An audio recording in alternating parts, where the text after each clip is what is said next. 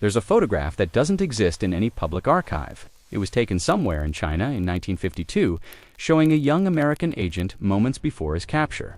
The CIA destroyed all copies decades ago, but the operation it represents, in the thousands, like it created a secret war that has shaped our world in ways most people will never understand. This is the story of how two nations have fought in the shadows for 70 years, a conflict that has claimed thousands of lives, cost billions of dollars, and fundamentally altered the balance of global power without most people ever knowing it happened. When the Korean War erupted in 1950, the newly formed Central Intelligence Agency saw an opportunity. China, barely a year into communist rule, appeared vulnerable. The agency believed that networks of anti-communist resistance existed throughout the mainland, waiting for support to rise up against Mao Zedong's regime. It was a catastrophic misreading of the situation, one that would set the tone for decades of intelligence operations and counter-operations. The CIA began Operation Paper, infiltrating agents into mainland China from Taiwan and other locations. These weren't desk analysts. They were young men, many of them Chinese nationals recruited from refugee communities, trained in covert operations, and dropped behind enemy lines with radio equipment and promises of support. The operation was based on assumptions that bore little resemblance to reality. The agency believed that communist control was shallow, that traditional loyalties still mattered more than revolutionary ideology, and that the chaos of recent civil war meant security services were disorganized and ineffective. Every single one of these assumptions was wrong. China's security apparatus, built with Soviet assistance and hardened by years of internal conflict, was far more sophisticated than American intelligence understood. More importantly, the revolution had genuinely transformed Chinese society in ways that foreign observers consistently underestimated. The agents being inserted into China weren't arriving in a nation waiting for liberation. They were entering a country in the midst of massive social transformation, where neighbor watched neighbor and revolutionary committees maintained surveillance more pervasive than anything the CIA had encountered. Between 1951 and 1953, the CIA inserted more than 200 agents into mainland China. Within weeks or months, nearly all of them were captured. Some were executed immediately. Others were imprisoned for decades, their existence denied by both governments. A handful were turned, becoming double agents, feeding disinformation back to their handlers. The operation was such a complete failure that the CIA would spend the next 20 years trying to understand what had gone wrong. But here's what most accounts of this period miss: the failure of these early operations wasn't just about tactical mistakes or underestimating Chinese security. It represented a fundamental inability to understand how intelligence operations work in societies organized along different principles than Western democracies. The CIA was applying methods developed in Europe against Nazi Germany and the Soviet Union to a civilization with completely different social structures, communication patterns, and concepts of loyalty. The agents they sent in were obvious outsiders, carrying equipment and training that marked them as foreign operatives to anyone with basic awareness. Chinese intelligence learned invaluable lessons from these captures. They understood that the United States had significant resources and sophisticated training programs, but also that American intelligence suffered from cultural blind spots that could be exploited. They learned interrogation techniques, communication methods, and operational patterns. Most importantly, they learned that the CIA was willing to sacrifice individuals in pursuit of strategic objectives, information that would prove useful in future recruitment efforts. The 1960s brought a different kind of shadow war. As China descended into the chaos of the Cultural Revolution, the CIA faced a paradox. The country was simultaneously more vulnerable and more impenetrable than ever before. Political purges created potential recruits among disillusioned officials. But the atmosphere of paranoia and denunciation made any form of espionage extraordinarily dangerous. The agency shifted strategies, focusing less on human intelligence networks inside China and more on technical collection methods and analysis of refugees and defectors. During this period, something interesting happened that rarely appears in official histories. Both sides began to develop a grudging professional respect for each other's capabilities. CIA analysts studying Chinese counterintelligence operations recognized they were facing an adversary with sophisticated understanding of espionage tradecraft. Chinese intelligence officers, meanwhile, acknowledged that American technical collection capabilities were advancing faster than their ability to counter them. This mutual recognition didn't create friendship, but it did establish a framework of understanding that would become important in the next decade. The 1970s brought the most unexpected turn in the entire Shadow War. When Richard Nixon traveled to Beijing in 1972, it wasn't just a diplomatic revolution, it was an intelligence earthquake. The opening to China created opportunities for cooperation against the shared Soviet threat. But it also raised profound questions about how two nations that had been trying to destroy each other's intelligence networks could suddenly work together. The answer was that they didn't. Not really. What emerged was a carefully calibrated dance where both sides shared some information about Soviet activities while simultaneously continuing aggressive operations against each other. The CIA established an official presence in Beijing, which provided cover for expanded intelligence collection. Chinese intelligence gained unprecedented access to American institutions through cultural exchanges, business relationships, and academic programs. Both sides pretended this wasn't happening, maintaining the fiction of cooperation while running increasingly sophisticated operations. This era produced some of the most valuable intelligence either side had ever collected.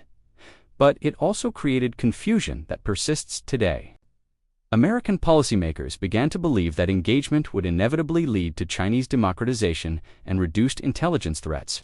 Chinese strategists learned that Americans had a remarkable capacity for self-deception when economic interests aligned with optimistic political narratives. Neither assumption would survive contact with reality. The intelligence relationship during this period functioned on multiple levels simultaneously. At the official level, liaison officers exchanged information about Soviet military movements and strategic intentions. At the operational level, both sides ran aggressive collection programs against each other's military, technology, and political establishments. At the strategic level, each nation tried to understand how the other's long-term objectives might affect the global balance of power. The fact that all three levels contradicted each other didn't seem to bother anyone. It was accepted as the natural state of affairs between powers that needed each other but did untrust each other. One particular incident from 1979 illustrates the complexity. When China launched its brief border war with Vietnam, the CIA provided intelligence support, sharing satellite imagery of Vietnamese military positions. At the same time, Chinese intelligence was running an operation to acquire American military technology related to precision-guided munitions. Both operations succeeded. Neither side acknowledged the contradiction. This became the template for the relationship cooperation and confrontation happening simultaneously, with each side believing they were getting the better of the bargain. The 1980s intensified this pattern. As China began economic reforms under Deng Xiaoping, American businesses rushed to enter the Chinese market. Each new factory, joint venture, and technology transfer created opportunities for intelligence collection that Chinese services exploited with increasing sophistication. The CIA, meanwhile, believed that economic engagement provided cover for expanded human intelligence operations. Both were right, which meant both were also creating vulnerabilities they didn't fully understand. The Tiananmen Square protests of 1989 temporarily disrupted this equilibrium. The CIA had limited advance warning of both the protests and the crackdown, revealing significant gaps in their understanding of Chinese internal politics. In the aftermath, Chinese counterintelligence conducted a massive review of security procedures, uncovering and dismantling several CIA networks. The agency lost sources it had spent years developing, some of whom disappeared into the Chinese prison system, never to be heard from again. But here's what makes this period fascinating from an intelligence perspective. Despite these setbacks, the fundamental structure of the relationship continued. Economic engagement accelerated rather than reversed. Intelligence operations on both sides intensified rather than diminished. The massacre didn't end the Shadow War, it just changed the terms of engagement. Chinese intelligence became more careful about what vulnerabilities they exposed. The CIA became more creative about recruitment approaches. The dance continued, but both partners were more aware of how easily it could turn lethal. The 1990s brought the emergence of economic espionage as a central battlefield in the Shadow War. As China's economy grew and integrated with global markets, the distinction between commercial and national security intelligence blurred. Chinese intelligence services began systematic programs to acquire Western technology, using methods that ranged from traditional espionage to completely legal technology transfer, agreements that American companies eagerly signed. The CIA struggled to adapt to this new reality. The agency had traditionally focused on political and military intelligence. Economic espionage was considered less important, something that the FBI handled domestically. But Chinese operations didn't respect these bureaucratic boundaries. A Chinese intelligence officer might be working to recruit a CIA employee while simultaneously running networks, collecting aerospace technology, and cultivating sources in the Treasury Department. American counterintelligence, fragmented across multiple agencies with different priorities and authorities, found it difficult to develop a comprehensive response. During this decade, something happened that wouldn't become public knowledge for 20 years. Chinese intelligence successfully penetrated multiple American intelligence agencies, recruiting sources who provided extraordinary access to classified information. These weren't low-level employees. They were trusted officers with years of service and extensive access to some of the most sensitive programs in the intelligence community. The full extent of the damage from these penetrations remains classified, but declassified summaries suggest it was devastating. What made these recruitments successful reveals something important about how the shadow war had evolved. Chinese intelligence officers weren't approaching people with crude offers of money or ideological appeals. They were running sophisticated operations that lasted years, building relationships, creating dependency, and gradually moving targets into positions where cooperation seemed like the only option. They understood the bureaucratic cultures of American agencies, the personal motivations of individual officers, and the subtle pressures that could be applied without triggering defensive responses. The CIA's counterintelligence division knew something was wrong. Information was being leaked. Operations were failing in ways that suggested advance warning. Sources were being arrested. But identifying the specific individuals responsible proved extraordinarily difficult. Mole hunts are devastating to organizational morale, creating paranoia and mistrust that can be as damaging as the penetration itself. The investigations dragged on for years, destroying careers and creating factions within the intelligence community that persist to this day.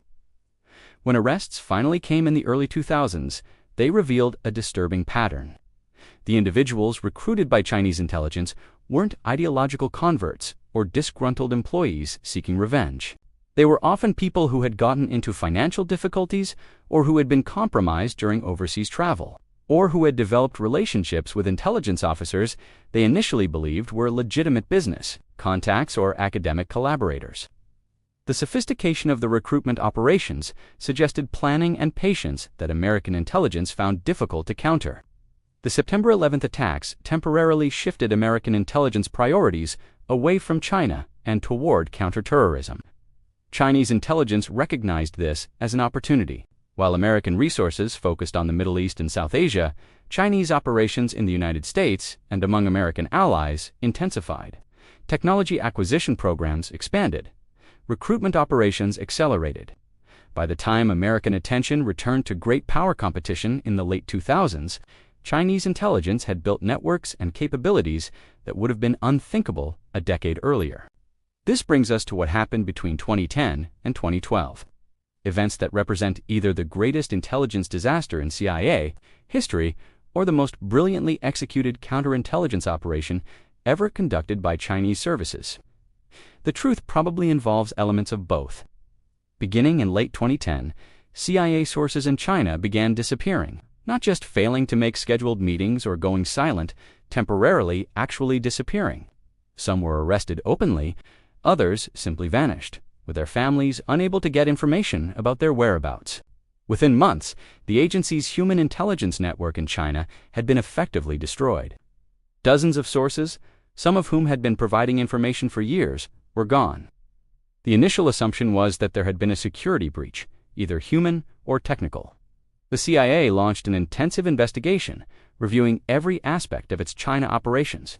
They examined communication systems, wondering if Chinese counterintelligence had found a way to break the encryption-protecting agent communications.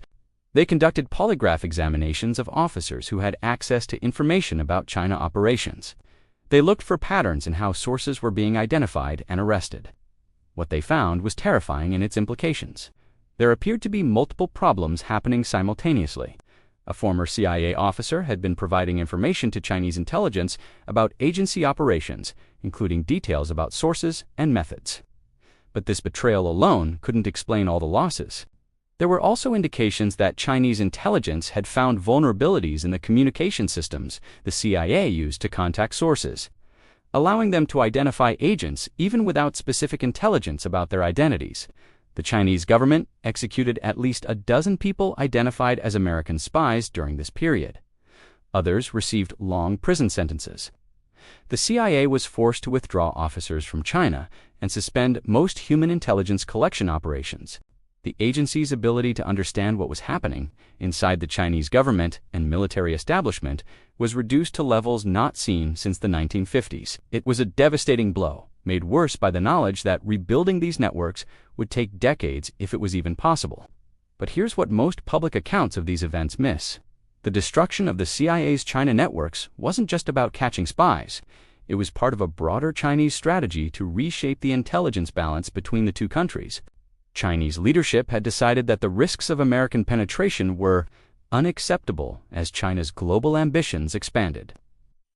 They were willing to sacrifice the intelligence they gained from turned American sources in order to eliminate American sources within Chinese institutions. This represented a fundamental strategic shift. For decades, both sides had accepted that some level of mutual penetration was inevitable. The goal was to manage it, to ensure your intelligence gains outweighed the damage from the other side's operations. Chinese leadership apparently concluded that this calculation no longer worked in their favor. They wanted to operate in an environment where American intelligence simply didn't have reliable sources inside Chinese decision-making circles. The CIA's response to this disaster revealed divisions within American intelligence about how to understand China and counter Chinese operations. One faction argued for more aggressive counterintelligence measures, including restrictions on Chinese nationals working in sensitive positions and expanded surveillance of Chinese government activities in the United States. Another faction warned that overreaction would damage scientific collaboration and economic relationships while driving Chinese intelligence operations deeper underground, making them harder to detect and counter. These debates continue today, unresolved. What's clear is that the shadow war entered a new phase after 2012. Chinese intelligence operations didn't diminish, they evolved. Rather than recruiting traditional spies within government agencies, Chinese intelligence focused on acquiring technology through cyber operations, exploiting relationships with researchers and businesses, and using China's growing economic leverage to pressure individuals and organizations into cooperation. The CIA, meanwhile, shifted toward technical collection methods and intelligence sharing with allies who maintained access in China. The agency also began investing heavily in operations targeting Chinese activities in third countries, recognizing that understanding China's global ambitions required sources beyond China's borders. Neither approach fully compensated for the loss of human sources within China itself. The 2010s also saw the emergence of technology as a central battlefield in ways that transcended traditional espionage. Chinese telecommunications companies became vectors for potential intelligence collection, creating debates about whether allowing them to build communications infrastructure represented an acceptable risk. Chinese investments in American technology companies raised questions about whether commercial transactions were actually intelligence operations. The distinction between economic competition and national security threat became increasingly difficult to define. One particularly revealing incident involved the Office of Personnel Management breach in 2015, where hackers stole detailed personal information on millions of Americans who had applied for security clearances. While officially, the U.S. government didn't attribute the breach to any specific country, intelligence officials privately acknowledged it bore the hallmarks of Chinese intelligence operations. The stolen data was a counterintelligence goldmine, providing information that could be used to identify intelligence officers, assess vulnerabilities, and plan recruitment operations for decades. The sophistication of this operation illustrated how the shadow war had evolved. Rather than recruiting a source inside the OPM to steal files, Chinese intelligence had simply hacked the databases and extracted everything. Rather than targeting specific individuals, they had acquired information on millions of people, allowing them to analyze patterns, identify targets, and plan operations with unprecedented scope. Traditional counterintelligence, focused on identifying and stopping individual spies, struggled to counter threats operating at this scale. By the late 2010s, both the CIA and Chinese intelligence were operating in an environment radically different from anything either had previously experienced. The rules that had governed the shadow war for decades no longer applied in consistent ways. Cyber operations could achieve in minutes what human agents might take years to accomplish, but the intelligence they provided often lacked context and reliability. Economic integration created intelligence vulnerabilities that neither side fully understood. Technology companies possessed capabilities and information that rivaled or exceeded those of intelligence agencies. The COVID-19 pandemic added new dimensions to the shadow war. Intelligence services on both sides struggled to understand the origins and spread of the virus, while simultaneously running operations to acquire information about each other's response capabilities and strategic planning. The crisis revealed the limits of intelligence collection in both directions. Neither side had sufficient sources or analytical capability to confidently answer fundamental questions about what the other was doing and planning. This brings us to the present moment, where the shadow war continues, but in forms that would be barely recognizable to the intelligence officers who launched those doomed operations in the 1950s. Chinese intelligence operates through a combination of traditional espionage, cyber operations, technology acquisition programs, and exploitation of China's economic relationships. The CIA works to counter these operations while simultaneously trying to rebuild human intelligence networks that were destroyed a decade ago. Current estimates suggest there are thousands of Chinese intelligence officers and agents operating in the United States, running operations that range from recruiting sources within the government to acquiring technology from research institutions to conducting surveillance of Chinese diaspora communities. The exact numbers are classified, but counterintelligence officials describe it as the most significant intelligence threat the United States faces, exceeding even Russian operations in scope and sophistication. The CIA's operations in China remain heavily constrained. The security environment makes it extraordinarily difficult to recruit and handle sources safely. Chinese counterintelligence capabilities have advanced to the point where traditional tradecraft often isn't sufficient to protect agents. The agency has adapted by focusing on Chinese nationals living outside China, developing technical collection methods that don't require human sources on the ground, and working closely with allied intelligence services who may have better access. But neither side can claim advantage in the current phase of the shadow war. Chinese intelligence has achieved remarkable success in acquiring technology and penetrating American institutions, but they struggle to recruit sources at the highest levels of government who could provide strategic intelligence about American decision-making.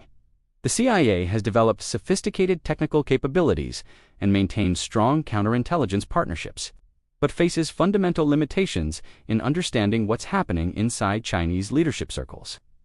The economic dimension of the shadow war has become impossible to separate from traditional intelligence operations. When a Chinese company invests in an American technology firm, is it commercial activity or intelligence collection?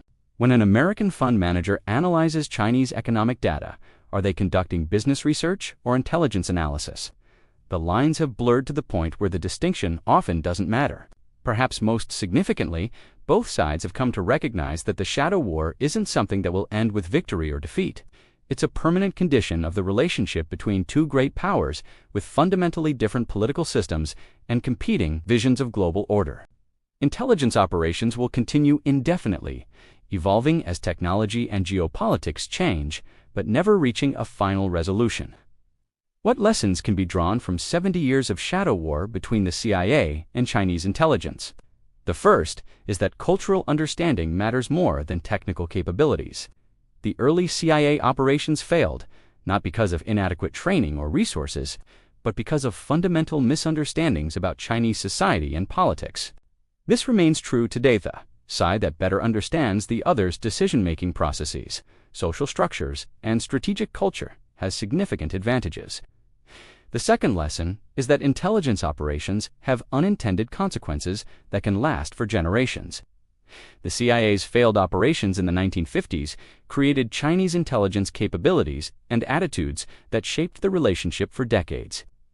Chinese operations in the 2000s created American counterintelligence responses that continue to affect academic and business relationships today. Neither side fully controls the long-term effects of their operations. The third lesson is that technology changes tactics, but not fundamentals. Cyber operations and artificial intelligence have transformed how intelligence services collect and analyze information. But the basic challenge remains the same: understanding what an adversary intends to do and preventing them from understanding your intentions. The tools change, the mission doesn't. The fourth lesson is that economic integration doesn't eliminate intelligence. Competition it complicates it. The closer the economic relationship between the United States and China became, the more opportunities both sides had for intelligence operations. But this integration also created constraints, as each side had to balance intelligence objectives against economic interests. Either has resolved this tension satisfactorily. The final lesson is that intelligence failures are inevitable, but learning from them is optional. The CIA has experienced multiple catastrophic failures in China operations over 7 decades. Chinese intelligence has also suffered significant losses, though these are less well documented. The organizations that have survived and adapted are those that honestly assessed what went wrong and changed accordingly. Those that denied failures or blamed them on factors beyond their control typically repeated the same mistakes. The shadow war between China and the CIA will continue as long as both nations exist as separate entities with competing interests. It will evolve as technology advances, as political relationships shift, and as new generations of intelligence officers bring different perspectives and capabilities. But the fundamental dynamic: two sophisticated intelligence services trying to understand and influence each other while protecting their own secrets will remain constant. Understanding this shadow war matters because it shapes visible events in ways that aren't always obvious. Trade negotiations, diplomatic incidents, technology policies, and military postures are all influenced by intelligence that isn't publicly acknowledged. The decisions made by leaders on both sides reflect information and analysis that citizens never see. The shadow war doesn't just run parallel to public international relations, fundamentally shapes them. For those interested in international affairs, geopolitics, or intelligence history, the China CIA's shadow war represents perhaps the most significant and least understood aspect of the global order. It involves more resources, affects more lives, and shapes more outcomes than most people realize. The operations that succeed remain secret. The operations that fail often become public only decades later, if at all. The story that began with those doomed agents dropping into China in 1952 continues today in forms they couldn't have imagined. Intelligence officers on both sides still take risks, still make sacrifices, and still pursue objectives they believe serve their nation's interests. The photograph that doesn't exist in public archives has thousands of equivalents in classified files on both sides, evidence of operations that succeeded, failed, or fell somewhere in between. What makes this shadow war particularly significant for our moment is that it's accelerating rather than stabilizing. Chinese intelligence capabilities are growing, along with China's economic and technological power. American intelligence is adapting to counter threats that don't fit traditional categories. Both sides are developing new methods, recruiting new types of sources, and operating in domains that didn't exist a decade ago. The next chapter of this shadow war may be the most consequential yet, and it's being written right now by people whose names we'll never know, conducting operations we'll never hear about, making decisions that will shape the world we all live in. The next chapter of this shadow war may be the most consequential yet, and it's being written right now by people whose names we'll never know, conducting operations we'll never hear about, making decisions that will shape the world we all live in. The next chapter of this shadow war may be the most consequential yet, and it's being written right now by people whose names we'll never know, conducting operations we'll never hear about, making decisions that will shape the world we all live in. To understand where this conflict is heading, we need to examine some specific operations and individuals that illuminate the broader patterns. Consider the case of Larry Wu Tai-chin, arrested in 1985 after working for Chinese intelligence for more than 30 years while employed by the CIA and other U.S. government agencies. Chin's case reveals something crucial about how the shadow war actually functions at the human level. Chin was recruited in the early 1950s. During the chaos of the Korean War, he wasn't an ideological communist or someone nursing grievances against America. He was a translator who believed he could serve as a bridge between two cultures he understood intimately. Chinese intelligence cultivated this self-perception, allowing him to rationalize providing classified information as helping mutual understanding rather than betraying his adopted country. By the time his handlers asked for material that was clearly espionage rather than cultural exchange, he was too deeply compromised to refuse. For 3 decades, Qin provided Chinese intelligence with thousands of classified documents. He had access to intelligence reports, diplomatic cables, and strategic assessments that gave Chinese leadership unprecedented insight into American thinking about China policy. The damage was immeasurable. American negotiating positions were known to Chinese officials before meetings began. Intelligence operations were compromised before they fully developed. Strategic surprises that might have given the United States advantages simply didn't happen because Chinese leadership had advance warning. What makes Qin's case particularly instructive is what happened after his arrest. The CIA conducted a massive damage assessment, trying to understand exactly what he had provided and how it had affected American interests. What they discovered was that many operations that had failed over the years, which had been attributed to bad luck or changing circumstances, had actually been compromised by Qin's reporting. Entire strategic assumptions about Chinese intentions and capabilities had been wrong because they were based on Chinese responses that reflected knowledge of American plans. But here's the deeper lesson from the Qin case. His recruitment and handling demonstrated sophistication in understanding human psychology that American intelligence consistently underestimated in Chinese operations. Western intelligence training emphasized identifying vulnerabilities, financial problems, ideological grievances, personal weaknesses, and exploiting them. Chinese intelligence proved adept at a different approach, creating relationships where targets didn't see themselves as spies but as participants in something more nuanced and defensible. This pattern repeated with other cases that emerged over subsequent decades. Katrina Leung, recruited by Chinese intelligence in the 1980s, while simultaneously working as an FBI informant, managed to provide classified information to China for nearly 20 years. Her FBI handlers believed she was their source on Chinese operations in the United States. Chinese intelligence knew better. She was their source on what American counterintelligence knew about Chinese operations, allowing them to protect valuable assets while sacrificing less important operations. The Leung case revealed organizational failures that went beyond individual betrayal.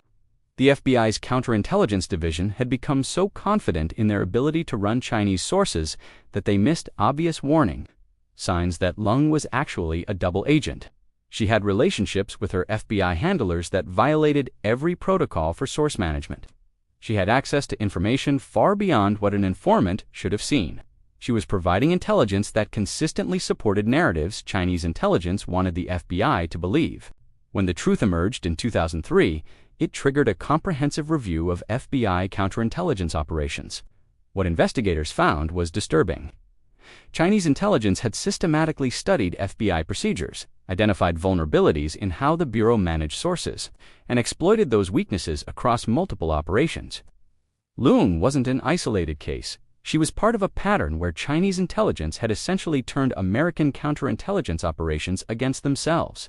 These cases matter not just as individual failures, but as illustrations of how the shadow war operates beneath the surface of normal diplomatic and economic relations. While American and Chinese officials were meeting publicly to discuss trade agreements and security cooperation, intelligence officers on both sides were running operations to penetrate each other's governments, steal each other's secrets, and undermine each other's strategic objectives. The public relationship and the intelligence relationship existed in different realities, only occasionally intersecting when operations failed spectacularly enough to become public. The technological dimension of the shadow war deserves deeper examination because it represents where the conflict is increasingly focused. In the 1990s and 2000s, Chinese intelligence recognized that traditional espionage, while still valuable, couldn't acquire technology at the scale and speed China's development required. They needed a different approach, one that combined human intelligence, cyber operations, and exploitation of commercial relationships. The result was a comprehensive technology acquisition program that operated on multiple levels simultaneously. At the top level, Chinese intelligence services ran traditional espionage operations to steal classified military and commercial technology. At the middle level, they exploited academic exchanges, joint ventures, and research collaborations to acquire technology that was sensitive but not classified.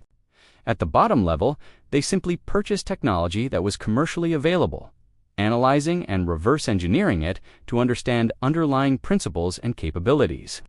This multi-layered approach proved remarkably effective. By the late 2000s, Chinese military systems were incorporating technology that bore suspicious resemblance to American equivalents. Chinese commercial products were competing with American companies using designs that looked very similar to proprietary American innovations. In some cases, Chinese development timelines were impossibly fast unless they had access to American research that had taken years or decades to complete. The F-35 fighter jet program provides a telling example. This was the most expensive weapon system in American history, incorporating technology that represented decades of research and hundreds of billions of dollars in development costs. Chinese intelligence made it a priority target, running operations through multiple vectors. They recruited sources with access to contractors working on the program. They hacked into computer networks where design information was stored. They exploited relationships with researchers working on underlying technologies. By 2014, Chinese intelligence had acquired enough information about the F-35 that China's own next-generation fighter, the J-20, incorporated design features and capabilities that appeared to draw on American research. American intelligence officials, analyzing photos of the J-20, recognized elements that suggested knowledge of F-35 systems that were supposed to be among the most closely guarded secrets in the military-industrial complex. The theft saved China years of development time and billions in research costs. But technology acquisition wasn't just about military systems. Chinese intelligence also targeted commercial technology across industries: semiconductors, artificial intelligence, biotechnology, materials science, aerospace, telecommunications. Anything that could advance Chinese economic development or technological capabilities was fair game. American counterintelligence struggled to respond because much of the targeted technology wasn't classified, meaning traditional counterintelligence authorities didn't clearly apply. This created policy dilemmas that remain unresolved. How do you protect commercial technology without stifling the open research and collaboration that drives innovation? How do you distinguish between legitimate international scientific cooperation and intelligence operations disguised as research partnerships?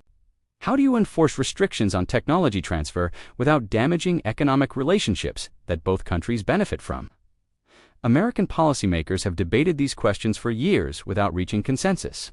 Chinese intelligence, meanwhile, exploited the ambiguity. They understood that American companies valued Chinese market access more than security concerns. They knew that American universities depended on international students and research partnerships. They recognized that American law and culture created vulnerabilities that could be exploited by intelligence, services willing to operate in gray areas between legal and illegal activity.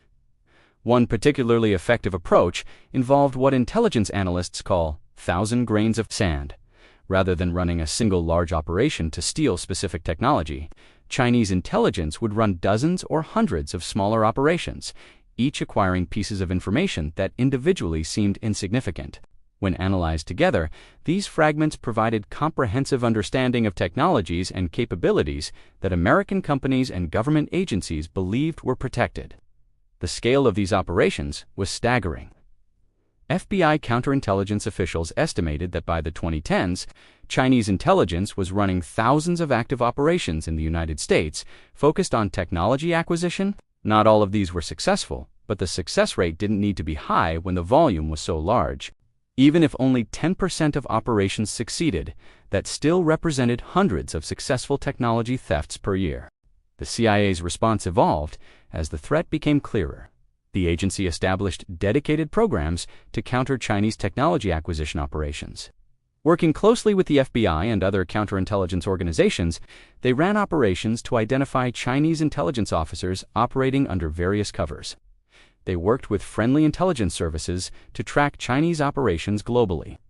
They developed methods to detect when American technology showed up in Chinese systems, providing evidence of theft that could be used to prosecute cases or impose diplomatic costs. But counterintelligence always faces an inherent disadvantage. The operational side only needs to succeed once to steal valuable technology. The defensive side needs to succeed every time to prevent theft. Chinese intelligence could afford many failures as long as some operations succeeded. American counterintelligence couldn't afford many failures because each successful Chinese operation meant lost technological advantage. This asymmetry was exacerbated by legal and cultural factors. Chinese intelligence operated in an authoritarian system where security services had extraordinary powers and faced few constraints on their operations. American intelligence operated in a democracy with legal restrictions, oversight mechanisms, and cultural norms that limited aggressive counterintelligence measures. Chinese intelligence officers could compel cooperation from Chinese nationals in ways American intelligence couldn't legally or ethically match. They could run operations that would be criminal if attempted by American services. The human cost of the shadow war deserves attention because it's easily abstracted into strategic discussions without acknowledging the real people affected. When CIA sources in China were arrested and executed between 2010 and 2012, these weren't just intelligence assets, they were human beings who had made choices based on trust in American promises of protection. Some had been motivated by ideology, believing American values were superior to Chinese communist authoritarianism. Others had been motivated by money, recruited through appeals to greed or financial desperation. Still others had complex motivations that combined idealism, opportunism, and personal grievances. Consider the psychology of deciding to spy for a foreign government. These individuals knew the risks. Chinese law treats espionage as a capital offense. Being caught meant almost certain execution after a show trial. Yet they made the decision anyway. When Chinese counterintelligence rolled up the networks, these sources discovered that American promises couldn't protect them from consequences. The CIA officers who had recruited and handled these sources faced their own trauma. They had made promises they couldn't keep. They had assured sources that communication systems were secure when those systems had been compromised. They had encouraged people to take risks that led to their deaths. The psychological burden of these failures has affected agency culture in ways that persist today. Officers working China operations now operate with awareness that mistakes can mean death for sources and career destruction for themselves. Chinese intelligence officers face different pressures but their own forms of risk. Operating in the United States or other Western countries means living under surveillance, managing constant counterintelligence threats, and operating far from the support systems that would protect them in China. When Chinese intelligence officers defect to the West, which happens occasionally despite tight controls, they reveal lives of stress, paranoia, and pressure to produce results that justify the resources invested in their operations. The defections themselves provide fascinating windows into how both sides operate. In the 1980s, Yu Jinzan, a Chinese intelligence officer, defected to the United States, providing detailed information about Chinese intelligence operations and methods. His debriefing gave the CIA insights into recruitment techniques, communication systems, and strategic priorities that proved valuable for years.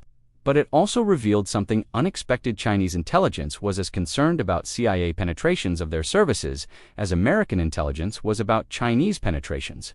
This mutual concern about moles and double agents created a dynamic where both sides invested enormous resources in internal security. The CIA's counterintelligence division didn't just hunt for Chinese spies in American institutions, they also hunted for Chinese penetrations of the CIA itself. Chinese intelligence did the same, running internal investigations to identify potential American agents within their services. This mutual paranoia was rational given the stakes, but it also created organizational cultures where trust was scarce and suspicion was constant.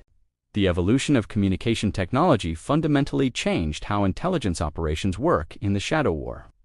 In the 1950s and 1960s, contacting a source in China required elaborate procedures involving dead drops, secret writing, and radio communication. These methods were slow, risky, and limited the frequency of contact. By the 2000s, encrypted digital communication allowed much faster and more frequent contact, but also created new vulnerabilities when Chinese counterintelligence found ways to compromise the systems. The covert communication devices the CIA provided to sources in the early 2010s illustrate this tension between capability and vulnerability. These devices allowed sources to send messages quickly and seemingly securely. But Chinese counterintelligence, possibly with assistance from penetrations who understood how the systems worked, identified technical vulnerabilities that allowed them to detect when the devices were being used. Sources who believed they were communicating safely were actually identifying themselves to Chinese security services. This failure triggered a comprehensive review of CIA communication security that continues today. The agency recognized that Chinese technical capabilities had advanced to the point where traditional approaches to covert communication might not be secure. They needed new methods, new technologies, and new operational concepts. But developing and deploying these systems takes years, during which Chinese counterintelligence continues advancing their own capabilities. It's a race without a finish line, where staying ahead requires constant innovation and adaptation. The role of allied intelligence services in the shadow war adds another dimension of complexity. The CIA doesn't operate in isolation. The Five Eyes intelligence alliance of the United States, Britain, Canada, Australia, and New Zealand share intelligence and coordinate operations. Other friendly services in Europe and Asia also cooperate on China-related issues. This creates opportunities to develop sources and collect intelligence that might be difficult for the CIA alone, but it also creates security challenges. Chinese intelligence recognized early that allied services might have different security standards or different vulnerabilities than the CIA. They ran operations to penetrate these allied services, both to acquire intelligence directly and to gain information about CIA operations that were shared with allies. In several cases, Chinese intelligence successfully recruited sources in allied services who had access to information shared by the CIA, effectively turning intelligence sharing arrangements into vulnerabilities. The economic relationship between the United States and China creates unique challenges for intelligence operations on both sides. American companies operating in China must navigate an environment where commercial espionage and national security intelligence blur together. Chinese intelligence can compel cooperation from Chinese employees of American companies. They can require technology transfers as conditions for market access. They can hack into company networks with little fear of consequences. American companies must balance security concerns against business interests, often choosing to accept risks rather than lose market opportunities. Chinese companies operating in the United States face their own challenges. American counterintelligence views Chinese companies with suspicion, assuming connections to intelligence services even when evidence is ambiguous. Huawei, the telecommunications giant, found itself effectively banned from American markets based on concerns about potential intelligence connections, despite the company's denials. Whether those concerns were fully justified or partially motivated by commercial competition remains debated. But the outcome demonstrated how the shadow war affects economic relationships. The artificial intelligence revolution represents the newest battlefield in the shadow war. Both the CIA and Chinese intelligence recognize that AI capabilities will fundamentally affect intelligence collection, analysis, and operations. Chinese intelligence has made AI development a priority, investing heavily in systems that can process massive amounts of data, identify patterns, and even conduct operations with minimal human supervision. The CIA is pursuing similar capabilities, but faces constraints on data collection and use that Chinese intelligence doesn't encounter in an authoritarian system. This AI competition has implications beyond intelligence operations. Whoever achieves superior AI capabilities first may gain decisive advantages across economic, military, and political domains. Chinese intelligence runs aggressive operations to acquire American AI research and talent. American counterintelligence works to protect AI technology, while the CIA runs its own operations to understand Chinese AI development. The competition is intense and likely to accelerate as AI capabilities improve. Quantum computing presents similar dynamics. Chinese researchers and intelligence services are working to develop quantum computers that could break current encryption systems, which would have catastrophic implications for intelligence operations on all sides. American intelligence is pursuing the same capabilities while also developing quantum-resistant encryption to protect against future Chinese advances. It's a competition where being second means your secrets are no longer secret. while the other side's secrets remain protected. Looking at the trajectory of the Shadow War over 70 years reveals both continuity and change, the fundamental dynamic to intelligence. Services trying to understand and influence each other while protecting their own secrets remains constant. But the methods, technologies, and stakes have evolved dramatically. Today's intelligence officers use tools their predecessors couldn't have imagined, operate in domains that didn't exist decades ago, and face challenges that require entirely new approaches. The future of the Shadow War will likely involve even more dramatic changes as technology continues advancing. Artificial intelligence, quantum computing, biotechnology, and other emerging fields will create new opportunities and new vulnerabilities. Space-based intelligence collection will expand as both countries develop more sophisticated satellite systems. Cyber operations will become more sophisticated and more destructive. The line between intelligence operations and other forms of competition will continue to blur. Yet some things will remain the same. Human psychology will still matter. Cultural understanding will still provide advantages. Strategic patience will still defeat tactical cleverness. And most fundamentally, the Shadow War will continue because both countries have interests that conflict in ways that make intelligence, collection, and counterintelligence operations necessary tools of statecraft. Understanding this Shadow War matters for everyone interested in how the world actually works. The public aspects of U.S.-China relations trade negotiations. Diplomatic summits, military posturing are influenced by intelligence that remains secret. Leaders on both sides make decisions based on information their citizens never see. The Shadow War doesn't just run parallel to public international relations, fundamentally shapes them in ways that determine outcomes for billions of people.